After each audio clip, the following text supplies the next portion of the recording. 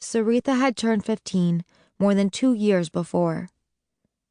I was wearing the same bright orange dress she had, but not nearly as well. Everything else I owned was dull, gray, and from a limited selection of public domain clothes Mrs. Harris allowed us to have printed at the Undergap.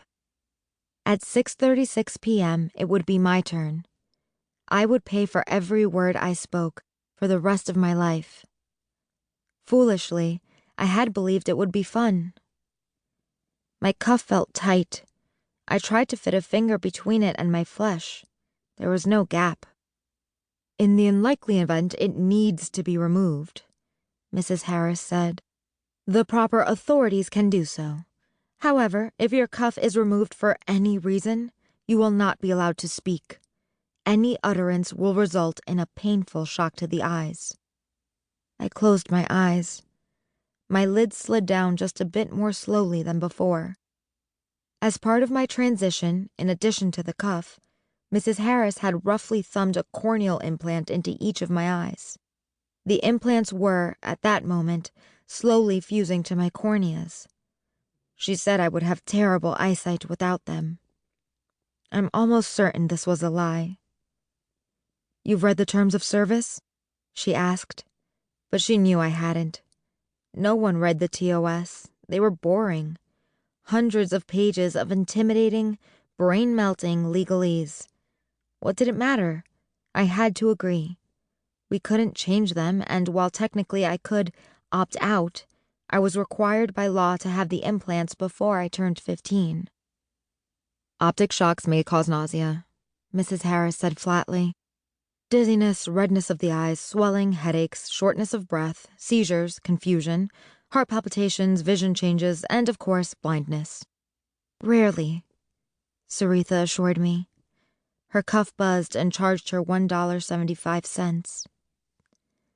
I missed when we used to really talk.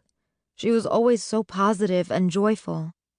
I supposed she still was inside, but I mostly talked with Sam after her transition.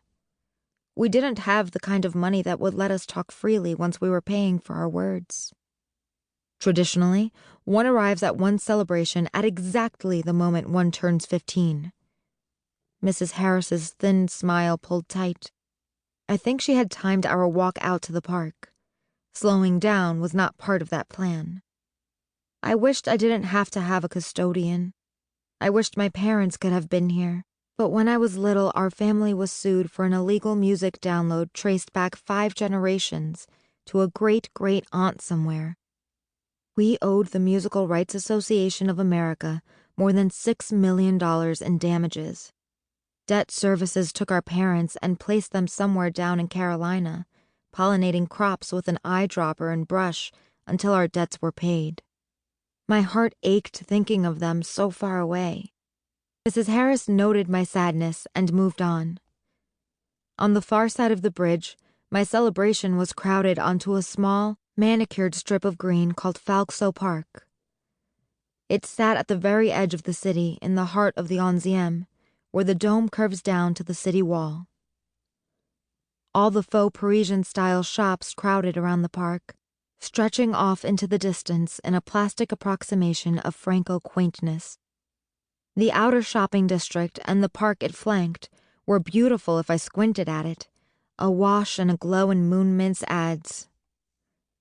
There was scarcely a surface in the city that couldn't throw up an ad. I liked the colors sometimes. I just wished there was less going on all at once. It made my head feel fuzzy to try to take it all in, though Mrs. Harris said I had to try.